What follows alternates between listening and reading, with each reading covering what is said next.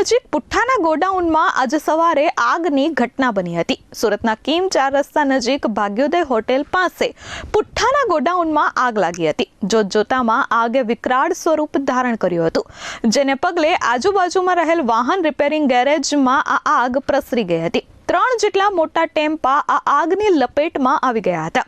ઘટનાની જાણ સુમિલોન ફાયર વિભાગને થતા તેઓ ઘટના સ્થળે પહોંચ્યા હતા અને આગ પર પાણીનો મારો ચલાવી આગને કાબૂમાં લેવાના પ્રયાસો કર્યા હતા। ગોડાઉન માલિક અને ગેરેજ માલિકને મોટું નુકસાન થયું છે। સદનસીબે આ ઘટનામાં કોઈ જાનહાનિ થઈ નથી। શોર્ટ સર્કિટના કારણે આ આગ લાગી હોવાનું પ્રાથમિક અનુમાન સેવવામાં આવી રહ્યું છે।